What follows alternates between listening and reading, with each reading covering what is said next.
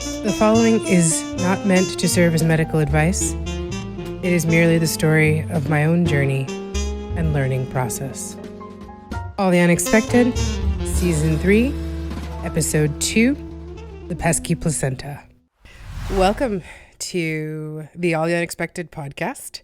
And today we have the distinguished pleasure of sitting here with Sarah from the Pesky Placenta Society. And so she will explain that name to us as we go on in the conversation. And I'd just like to welcome her. So welcome. Thank you for having me. Yeah, of course, a pleasure. So maybe just tell us a little bit about what is the Pesky Placenta Society and what led you to doing that work.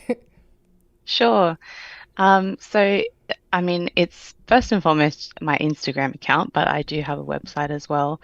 And it is an ode to my preeclampsia placenta, and all placenta problems really. But I I called my placenta pesky from the beginning of my pregnancy because it was right at the front, and sometimes when you have a placenta at the front, it just causes issues with ultrasounds and that sort of thing. So it just sort of made sense to be a bit cheeky once my placenta went full pesky and I nearly died. Um, yeah, so the Pesky Placenta Society is just a space for birth trauma awareness in general. Obviously, I have a special interest in preeclampsia, HELLP syndrome, and eclampsia are sort of the three under the preeclampsia umbrella, I guess is how I would describe it. Yeah, so I just kind of raise awareness there, bit of education. I'm not a health professional, so it's all just kind of passing on information that I see from other foundations and things like that. And yeah, so nearly how many months? I think it's been going since October last year. So not very long, but also I can't imagine not having it now. So yeah, it's been a really exciting journey just getting to meet people like you. Yes, definitely. And I think, it's interesting because you've got becomes another baby in some ways, right? When you Yes. start these projects, and I think I can and relate to that. And so, um, I know a little bit of background that you share on the website is that you were in social work, and so in some ways you were sort of always caring for people and guiding Mm. and advising. And so, how do you feel that your previous work has influenced what you do now? Hugely. I think because so I have a social work background in terms of my qualifications, but most of my career so far has been in child protection and out of home care. I don't know if you guys call it that in the States, but kids that are under the care of the government and Foster care you on know, this side of the pond. foster care. Okay. Yeah, so trauma is a huge aspect of that job, and I know it. Well, I thought like the back of my hand in my brain, and then when it was happening to me, it sort of changed, brought an emotional element to it, which is just you never quite know what's going to happen. Um, but I think it's helped me in this space because there are a fair few people that kind of contact me, privately on Instagram or through the website, just feeling really overwhelmed and needing even just like a mini text debrief around what's happened to them, having it validated.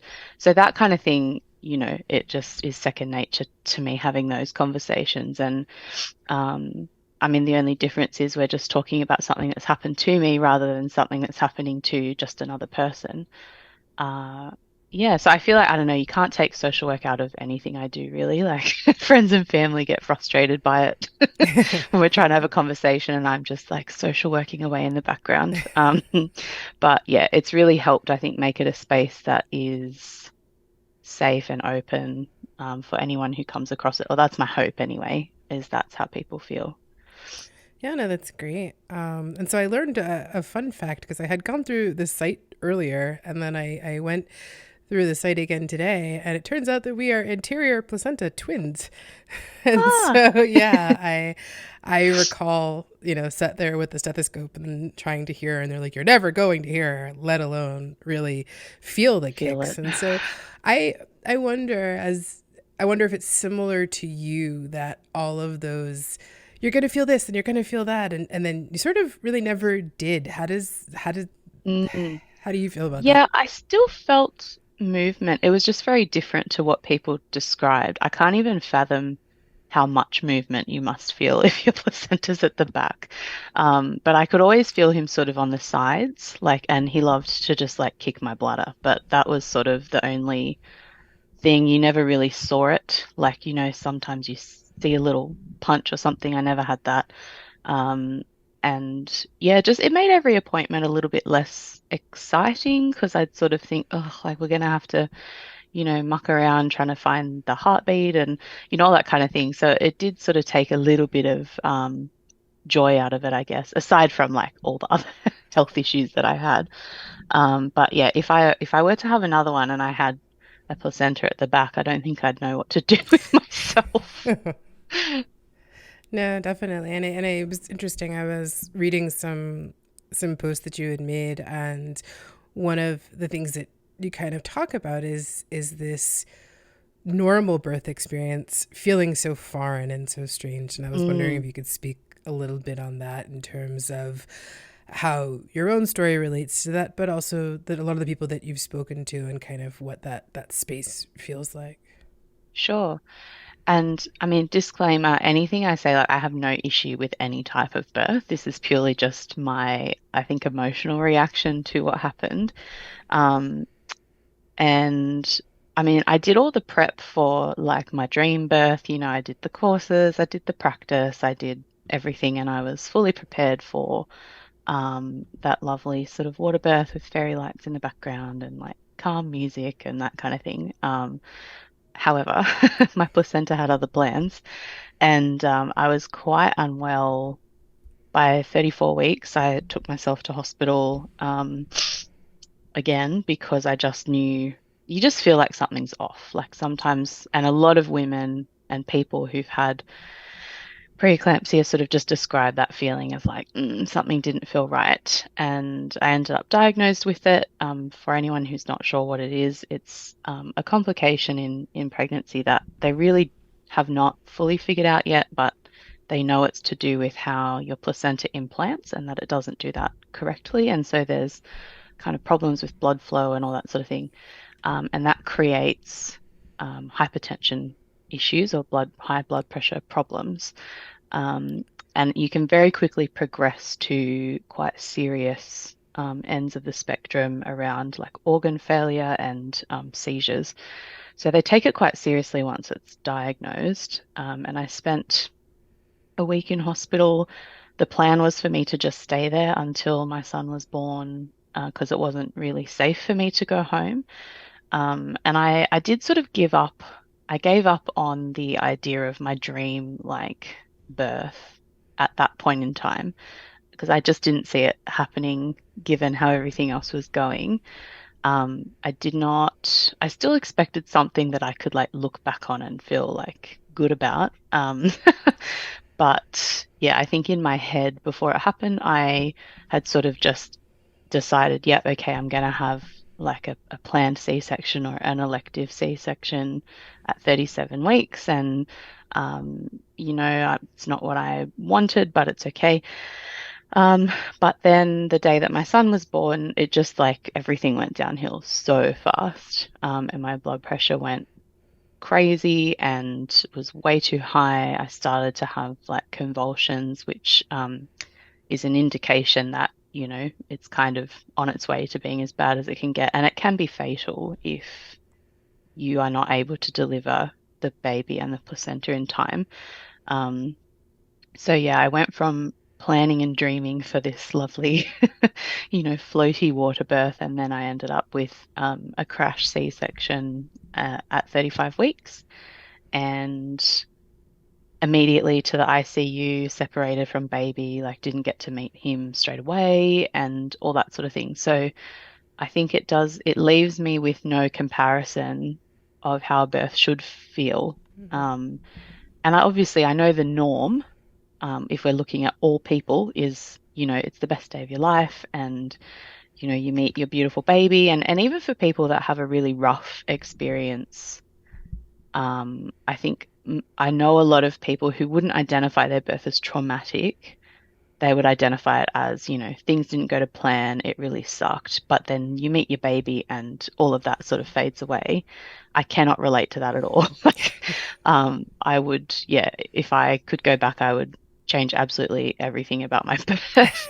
Um, and yeah, so it leaves me still like nearly a year later, I see the photos and, I have a few friends that are birth photographers and I do love seeing those photos. I think it captures a really beautiful, genuine emotion, but I think I'm still in a space where my instinct is to feel really envious of that. And, on a bad day and a vulnerable day, it makes me angry, it makes me sad. I see those things and I go, that's what I wanted, that's what I should have had, and I didn't get it. Um, However, I think it's been quite surprising to me to see just how many people feel that way. And that's why I think I remain quite committed to being honest about it because I know for so long I'd sit there having those feelings and then I'd think, am I just a terrible person? Like, I don't wish what happened to me on anyone. Like, absolutely not. I just wish that hadn't happened to me either. And so I think the more we talk about it, the better it is for other people to go, "Oh, okay, I'm not crazy, I'm not awful. Like, this is a normal reaction to trauma." Yeah. And I read something really great once, and it said, my grief doesn't stop me from finding joy in your celebration. Right. Yes, that's And so that, lovely. yeah, right. It was this great way of saying it. And I wish I could recall who, but I read so many things on a daily basis. And I thought it was such a great way to put it because they don't have to sort of be mutually exclusive, right? I Mm, can and mourn the loss of all the things that, we had planned and we had dreamed, right? And still at the same time celebrate with someone else, but absolutely. also hold space for yourself. And I was on a webinar yesterday, and they were speaking to women with infertility, right? But they were talking about Mm, just resilience in general. And one of the things that they said was, if you can't go to that thing, if that baby shower is hard for you, or that, going to the hospital to see somebody else if they're happy, or something is just too hard, you have to hold space for yourself. And I think, like you said, it's so important that you are so open and honest with people about how mm, you feel, because I think that's helping to sort of have people feel less alone, right? absolutely. And I think the people who matter most understand that. And, whether it's infertility or, struggling to fall pregnant, even if you're not you don't know that you actually are struggling with infertility, even if you've just been trying for a while, like those sorts of things, whether you have like the crappy birth, people who genuinely love you and care about you will understand your mental health and your safety is actually a lot more important than you being at my baby shower, And so I think you really do learn in the pregnancy and birth space, like who your people are, because, no one feels worse about not wanting to go to a baby shower than you do. And so I think whether it's like you said, visiting hospital, I remember when my sister had her baby 5 months after I had mine, and um, she. She didn't, I don't think she identifies it as a traumatic birth, but it certainly there was a few elements that didn't go to plan. And I remember um, just kind of having a moment where I needed to just let myself be a bit jealous and then move past that, and be happy for her. And that's okay. Like we're human. And if you try and repress that, it just comes out in really unhelpful ways. So I think the more we can just like sit with it and go, okay, this sucks. I'm going to feel it. If you're talking to a safe person, share it. And then you can kind of park it and move on until it comes back. Like you sort of have waves of emotion, I think. And that's normal. And I think we don't normalize it enough, and people are left feeling like they're having all these terrible thoughts and feelings that they shouldn't have when actually that's just a natural response to going through something really rough. And we've all had that in one aspect or another, whether it's around birth or not. So yeah, I think the online space, I know for me was really helpful just sitting there and going, okay, I am feeling things that so many other people can articulate in a way that I couldn't at the time. And I think being able to help other people with that has given me a lot of purpose, outside of, being a mum, and I value that so much. So I think I'm a big fan of duality and that space of two things can be true at the same time, even if they don't make sense. Um, logic and emotion rarely go together. So, Yeah. especially when you add trauma on top of that. Yeah, it's the sort of non-logical response to most things Yes. when you really look at it, you know. And so that's interesting that you mentioned that, because I noticed on the site you do tell others' stories, right, and other people's stories, and so I wanted to sort of know, like, how has telling the stories of others helped in your own healing and your own journey? Mm. And do you have a particularly impactful one that maybe you'd like to share or speak on? Yeah, I didn't actually have a plan to do that. It wasn't necessarily something that I had intended to do when I started the website. I honestly can't even remember like the moment that I went, yeah, this would be cool. Um, but I think I mean, I always find it really emotional and powerful just reading anybody's story, whether it's a similar experience to mine or not. I just love people having that space to share, the things that are really hard to share in talking. Uh, the one that I think sticks with me the most, was not someone who had preeclampsia, but had similar kind of concerns throughout the pregnancy with baby's growth not being, you know, quote unquote, where it should be, having to have an emergency C-section and that kind of thing. But she just wrote so beautifully, and I like that. I mean, I'll read anything, but I think when I can tell that somebody's emotion has really been poured into what they're writing, I'm just always touched by that. So that was the first thing I noticed, was just it was quite poetic, like to read through it. And there were so many things that were kind of echoing familiar feelings for me. But I think the thing I loved most about it was just afterwards, because she'd not shared it publicly in any way. Like obviously her loved ones knew that things kind of went pear-shaped, but I think just seeing her get that reaction of, you know, thankfulness for her sharing her story and feeling really empowered by that. I loved that because it is great when someone validates your experience. And I think being able to be a part of that was just such a privilege. So, yeah, hers in particular, her name's Dee. I don't know if you're listening. Shout out Dee. Yeah, I think had some great responses from people who read her story that knew her, but also that didn't, and that was really special, to be a part of. No, I think that's a wonderful part of it, and I think so much of doing the work surrounding awareness in general and surrounding, kind of telling stories, informing people is meant to quell this sort of loneliness that a lot of people. And so maybe, if we are speaking to listeners, right, that are out there and are feeling sort of alone, what would you tell someone who's feeling very alone in the feelings of the sort of mournfulness of the things that were lost? So whether it was, that you didn't go to your 40 weeks, or you didn't have the crystals and home pool and whatever else, you imagined. And so what would you say to that person that's sort of feeling very, very alone in that unrealized dream, maybe, as it were? Mm.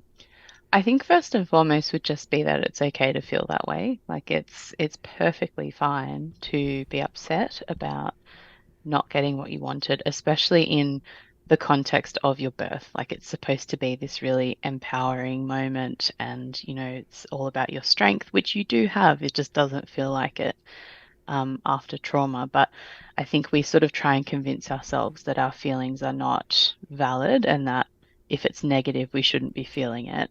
But when it comes to healing from whether it's a traumatic birth, whether it's postnatal mental health, whatever it might be in that sphere, it's okay to feel that way. However you're feeling is fine. I think something else I would say would be trust the voices of the people who've gone before you. And when I say that, I don't mean the people that kind of just go, oh yeah, no, like I totally had the same thing. I mean the people who you see who they are, you read their story and you go, oh my gosh, like that's so similar to me. They can be really helpful as like a where you're going to get to type of thing, and having somebody who's ahead of you. I think there's a lot of power in being able to say, look, I remember feeling how you're feeling right now. It does get better. And they all sound cliche, but I think when it's coming from somebody that you know for certain actually truly gets it, it's a lot more meaningful and gives you a lot more hope, I think. And I really just encourage people to find that online space. Like if you're a social media person, it really is um, so healing to see your own thoughts and feelings just echoed amongst so many people. Because I don't think there's a single thought that I've had post birth that I haven't seen in someone else's Instagram post. Like, not in a minimizing way, but in a like, oh man, like, okay, this is normal. Um, and I think just know your limits and when you actually need to ask for help is another thing.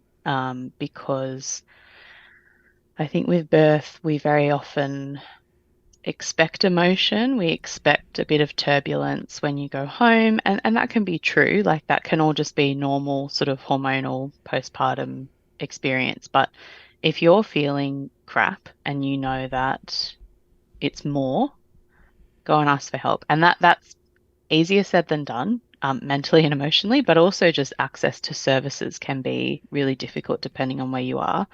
But I think if you're able to and you know how, getting that referral, getting that information sheet, having that appointment, whatever it might be, I think can be really helpful. Sometimes you might need medication, you might need therapy, um, or you might just need to chat with someone who's been through it. So I think being really vulnerable with yourself about what you need, it can only make you a better parent for a start, but I think it helps you remember that you're worth more because I think trauma takes away a lot of our dignity, or tries to. And I think helping yourself in the way that is um, most what you need, it's a good way of going, okay, I actually am deserving of recovery. I'm deserving of healing.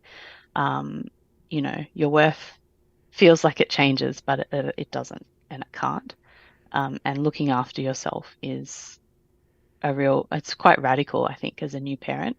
To put yourself first is not common, but I think when you're on struggle street, you need to, and that's okay. And that's Yeah. where we rely on if we're blessed enough to have people around us that we do trust to care for our bubs or whatever it might be, lean on them. I feel so deeply for people that don't have that. And I know that my son's just like having a meltdown in the other room. Um, Not everybody has the same kind of village that I had. And I do acknowledge that. That can make it really hard. And that's where I think that online space can be really good because they're people that are there for you, even if they're, in Australia. Yeah. Well, regardless, it's the old, if you're on an airplane and an emergency happens, like they tell you, put on your own oxygen mask before you put on the kids, because if you're Absolutely. passed out on the floor, who's going to take care of them, right? Yeah. Yeah, it's a dramatic, comparison, but it is valid, right? And Yeah. I think just to sort of add to something you said, even if you don't know where to ask for help, maybe just ask someone else, where can I find help? Right. Like just Yes. even that could be the simplest thing. And so I always try to give people very practical solutions. Right. And I'm like, maybe even if you don't know where there's help near you, maybe ask the next person and they might know. And I think it was an important point that you made that it does take a little bit of vulnerability. And I think we too often interpret vulnerability as weakness when it's actually the most Mm. courageous thing you can do, right? To be Yes. brave enough to sort of ask. The converse of that, which I always find interesting because we all have something to say. What if you are this village and the support and the family and, the everyone else, what maybe don't you say to somebody who's gone through this. That's Oh, always my don't favorite list start because it's anything helpful. with at least. Just chuck that right out of your vocabulary. I think that's a default that we have. And genuinely, 9 out of 10 times, it's not intended in the way that it feels when you're on the receiving end. I think people genuinely want to try and help you feel better. But I think the biggest advice, and I've given this for years, like as a social worker, if somebody is in a space that's really hard, especially if you know them well, sit there with them. Like sometimes, like I'm somebody that if you try and push me to feel better before I'm ready, it just makes things worse because then I feel guilty. What I actually need is someone to just say, like, that really sucked. I'm so sorry. I'm here with you. Like that can be as simple as it is, but that's uncomfortable. And so I think people struggle with that because we want to make the meal, babysit. We want to, do all of those things that may be genuinely helpful for some, and that's great. But I know for me, like I just needed people to validate my existence for a start because I'd survived something that, tried to kill me. So that in and of itself took me a while to wrap my head around. So having people just kind of um, echo my story and just say that's hard. Like that's all I needed to hear. And I needed that reinforced. So no at leasts. Um, I think to an extent, no comparison. Unless you can kind of feel the vibe of the conversation. Like sometimes, I'll be talking to someone and I'll get that sense they actually really need to hear, like, you're not alone and hear a bit about my experience, and that's fine. But the number of people, like, I remember so distinctly, I knew somebody who compared their C-section to mine. And I just remember feeling furious because it was not the same. It was not even a little bit the same. It wasn't an emergency. But all of this kind of like, oh, yeah, I know exactly how you feel when that person doesn't know how you feel can be really frustrating and really hard to process when you're in the trauma headspace. I think looking back on it now, it wouldn't bother me if somebody said that to me now because I know what my experience was. But I think when you're still trying to figure it out, having people try and kind of put their experience onto yours can be really confusing, and frustrating. I think just be led by that person because um, at best they know exactly what they need and they'll give you a list and they'll tell you. At worst, just sit with them and be like, this is really hard. I'm here with you if you need for whatever. And follow through. Always follow through. If you commit to do something, do it. Yeah, don't say call me whenever, and then someone calls you and you don't answer for a week, right? Yeah. Yeah, no, it's no, and I think it's yeah. There's something to be said for the best of intentions, right? And so I always say, 1 minute in the NICU is too long. I always say that, and Yes. we hate to compare. But I did bristle at first when I had family members who said, "Oh, well, the 3 days that I was there was the worst, and I know exactly how you feel." And I'm like, 109 days was a little different, like it's like Yes. and so there's that moment, and you sort of the person means well, and in retrospect, you probably wouldn't have taken it so personally, but I think that's a big part of it, right? We have to give people space, right, to mourn, to grieve, to do what they need to do, and just really having that ability to take a step back and realize maybe it's not Mm. about you, right? And it's not something that's personal. I think that's really important, and so I'm glad that. Absolutely. And if you look at trauma in any other context, we expect people to be a bit sensitive for a while. Like we normalize that and we go, yep, 100%. You just lost your leg in a car accident. I'd feel like crap too. But when it comes to birth, I think you then, as soon as that baby's born, you transition into parenthood. And I think that then becomes the focus, which is fine, but we can focus on more than one thing. And I think so once that baby's out and you're parenting, that is the utmost priority. And so any trauma that happened back here sort of doesn't count anymore. It seems like, oh, your baby's okay. That's good. Your baby's fine, you're here. And it's like, yeah, but I also nearly died. Like that's going to take me some time to wrap my head around. whether it's in the context of birth or not. And so I think being a little bit more aware, even if a birth goes beautifully, newborns are hard. Like, I think we should just give people the space to feel like crap for a while and to be sensitive. Be sensitive, react to stuff. Like, I, as a support person, need to actually be better at anticipating what another person might do when they're in a hard space. Like, it's okay to feel irritated and irrational and all of the things that we are after we have a baby, and then also after we experience trauma. So, um, I think that would be another thing I'd say to a support person is try not to take things too personally from somebody who's in a crisis. Like, when you are in crisis, you're not thinking about the feelings of another person. You're not thinking about, oh, did I just say something that was a bit wrong? Like, you're trying to survive. So I think me as a support person, as your village, I need to be strong. And that's my job in this context, is to be okay with that and to be forgiving and just go, yep, fair enough. Yeah, I think I'll leave you I be. remember I'm here reading. when you need me.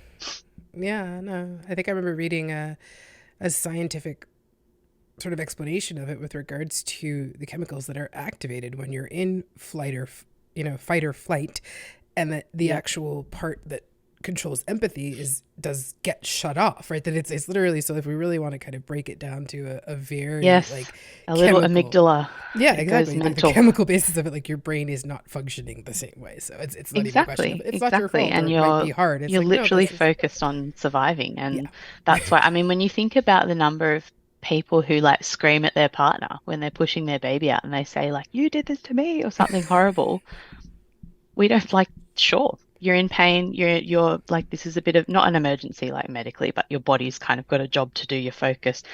Our brain and our chemistry impact so much of our ability to actually reason with anything. And like, I always give the example. So when I was told, okay, we're going right now, we're going to the OR for the C-section, there's two things. Well, first and foremost, I was like, no, I have to finish my episode. Like, I'm halfway through a TV episode. I need to finish that. Like, that's where my brain went. My little amygdala was like, this is too much. So we're just going to be like, no, we're not doing it. So that was in my head. I was like, no, no, like there's 15 minutes left. So I just need to really finish this episode of the TV show. And like, they're medical professionals. So they were like, okay, she's like gone. And then I just wanted to run away. And that's all I could think about was like, I need to get out of here. Like, I need to go. It was so irrational. Like, I knew logically I couldn't leave. Like, I'd die. But my brain just kept going like, run away, run away. Like, there's the door. You could do it. Just leave. Like, rip all the stuff off you. Just run away. Get somewhere safe. And like, when I look back on that now, I think, I mean, I have a little giggle because it must have just been absurd for these poor midwives with me being like, no, actually, I'm going to finish my episode of Only Murders in the Building. Please just leave me alone. But like, our brains try so hard to protect us, and it's not always logical, but there's reasons for it, whether it's logical or not. And so I think when you're looking on that as a loved one, that can be confusing if you don't know what's happening. Hmm. And whereas I think I am very familiar with the amygdala, it's a good friend of mine professionally. So, I kind of know what to expect in a person who's been through a trauma. It's very weird going through it myself. But yeah, we just have to be a bit patient, a bit understanding, and just be there. No, no, no, no, it's really important, and it's interesting. I find hearing that story of people's emergent reaction to be very interesting, and so Mm, I think it was the me who was just like, okay, well, I have to help. How can I help? And so I'm lying there telling the anesthesiologist, should I put my arm here? If I put it here, would it be easier for you? Whatever. They're looking at me like we kind of know what we're doing. Meanwhile, my husband, who's still trying to encapsulate the placenta and also get me deli meat, which I hadn't been allowed to eat, calls my mother. They're rushing her into surgery. I need a cooler and some salami. And she goes, what? It's she goes, I think he's lost his I mind. love Like, that. what are we, what is he talking about? So she's like, I'll just come to the hospital. So she's like, I still, and it was, a while later, a month or so later, she goes, what was he talking about? I said, well, he was trying to get me a sandwich for when I woke up, and we were going to encapsulate, the placenta, and it was this whole great plan. So you needed a cooler, and he knew that. And so he calls my mom, and he goes, I need a cooler and some salami. And she's like, what? Like, are we, Oh, that's how could so either one of these funny. things be really relevant right now? And she's like being rushed into a C-section. So yeah, like the logic that sort of just disappears. Then I remember, I think the hospital chaplain was also there at that moment too. And so, even months later, he'd be like, my first impression of your husband was an interesting one, because he was making way less sense than even you were. But yeah, We so joked yeah, like my husband, so the few days before my son was born, I had a bad blood pressure spike and they had all these, doctors come in and kind of assess and he sort of just jumped up and started packing away all his lunch. Like no one was going anywhere. He didn't need to. He was just like packing, packing. And I was like, what are you doing? And so me and mum were sort of like laughing about that. And then on the night he was born, he had to pack everything really quickly. So he looked back, he was like, see, I did need to pack away my mayonnaise quickly. that's right. So It's like, there okay. are little moments, like as weird as it sounds, in something as traumatic as that, that I look back and go, that was pretty funny. Like Yeah, at the okay. moment, in the moment, sorry, it was not funny, but looking back, yeah, there's a few little comical things, but I do that salami stories. That's a new fave. I like that a lot. Yeah. This is yeah, one of those classic family stories to this day. But yeah. I found an interesting thing, I kind of, to switch gears a little bit, Mm. on, I guess it's the landing page of your site. You talk about the acknowledgement of country. And I thought it was a beautiful statement. And for our sort of non Aussie audience and Mhm. otherwise, can you talk a little bit about first of all, what it says, what's the reason for it, and why it felt so compelling for you to include it? Because I think it is a really beautiful idea. Sure. So, we have in Australia our First Nations Aussies, also known as Aboriginal or Torres Strait Islander Aussies. Um, I mean, as a social worker, I guess I come at this from a different angle, perhaps to the average person, but it's quite common in Australia at big functions, whether that's like a sports game, a performance, or even just down to like a meeting in a workplace, to have an acknowledgement of country. Or if you have um, an Aboriginal person present who's from that country, they will do a welcome to country, where they will sort of welcome you to the land that you're on. Um, in the job I was in child protection, um, I think this is potentially even more important because it was the same agency that back when invasion and colonization first happened, you know, children were removed purely because they were Aboriginal. And like that was literally just a race-based look at the color of the skin. You're coming with us and being, well, assimilated's the fancy word, but yeah, it was just horrific when you look at everything that happened. And so I think I know a lot of Aboriginal people who find it quite a tokenistic thing to do. Like it's sort of oh, you white people trying to make yourself feel better. And I totally understand that, which is why I think I wanted it to be a little bit more personal than just what you'd usually hear or say in a meeting. So when I was managing, a very brief way of saying it would be like, I'd like to acknowledge that we're on where I am is Darug country, and I'd like to welcome any Aboriginal colleagues here today, and I pay my respects to the elders, past, present, and emerging, is usually the kind of tagline that you'll hear. Um, but I think working in child protection, working with Aboriginal families, it sort of taught me there are genuine ways of doing that, and I think acknowledging a lot more than just the land that you're on.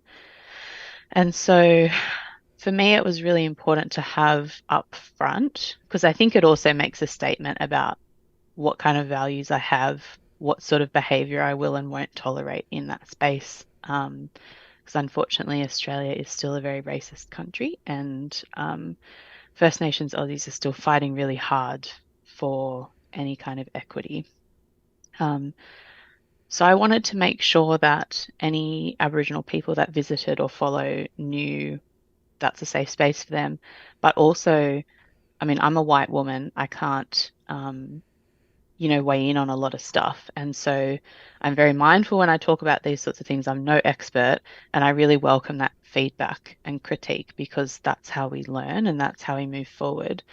The term that's used often in Australia is reconciliation, and that's around, I suppose, that equity that I was referring to and an acknowledgement from people like me about what happened. And so yeah, I think I've learned a lot along the way, and I've had some really wonderful Aboriginal elders and families who've taught me so much about their connection to country. Like it's not something that I experience. Um, it's almost like this sort of spiritual connection to the land itself. And that's not something I relate to, but I have such deep respect for it.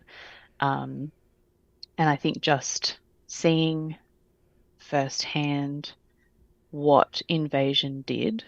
Um, I've never ever removed a child from their parents just because they're Aboriginal, but I've definitely had to remove kids because of stuff that happened hundreds of years ago and has been passed down through generations. And so I think I probably more so than the average person have seen with my own eyes, like it's still a problem, it still happens.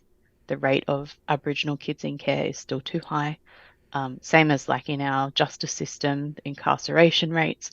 So, I mean, an acknowledgement of country does feel like the absolute least I can do, but it's a public statement. And I think that that's what I wanted. I wanted it to be very clear that I'm open to the opinions and the education and the critique of Aboriginal people. If anyone ever contacts me and says, hey, like, this is offensive, I'll take it down, like, no questions asked. That sort of thing, I think I hope to see more of that. And I think we will as the younger generations get older. But, small steps.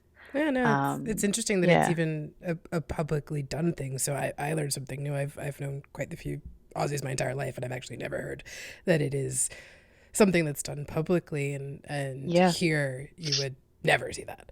You would it's just not something that's done. I was on a webinar recently, and excuse me, they asked everybody, where are you from and what land are you on? And I said, oh my God, I've never heard someone ask this question in the US. Now, I live in the state of Montana. We have one of the highest native populations in the country. So Hmm. I do know that I am on Salish Kootenai land. I know that, because we can still go and see the drum circles. We can still do stuff like that. Yeah. It's very different now. If you are back in New York, where I'm from, you learn in school that the Lenape lived there 400 years ago, but there's absolutely no connection to the present. And so Yeah. that's an interesting thing I learned today. So I always We appreciate even talking. have, I was very excited about this. I can't remember how long ago. It's in the last few years, but our main postal service is Australia Post, and on their packaging now, where you'd put your sort of name and address and that sort of thing, it has a space for traditional place name where you can put Darug country, which is where I'm from. So like there's just little things like that which are by no means like doesn't mean that we've reached reconciliation, but I think they are things that would not have happened even 10 years ago. And I hope to only see more and bigger things like that happening for First Nations Aussies as I, continue in my life and for my son's life. And um, he'll definitely be taught, I suppose, how to respect the land that we live on and all that sort of thing. So we're getting there, but definitely got to keep going. There's still way too much racism.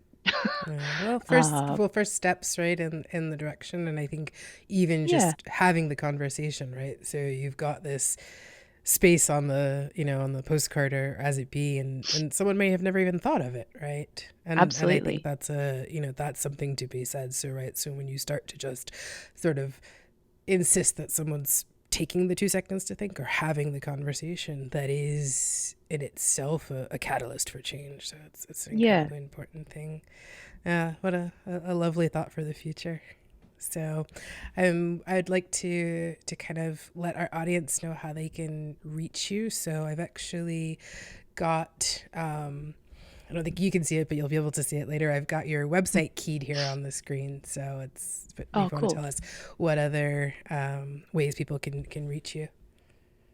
Yeah, so I've got my website, which has, like a contact form and stuff, but I'm also probably more active on Instagram than anywhere else. And I check like messages all the time. So Instagram is probably the quickest way. I do prefer if people are keen to share their story, filling in that form on the website is really helpful just because it gives me a bit of a starting point. But if it's just a message, just DM me on Instagram, email me. I think that's linked through my Instagram as well. And I'm always happy to, obviously, I can only really advise what's like known to me, but for people who need a bit of help finding services or support or that kind of thing, like I'm always happy to direct people where I know services might be. And then I have a Facebook page as well, which has grown a little bit. And I need to actually work a bit harder on like engaging those people rather than just like automatically sharing all my Instagram stuff to Facebook.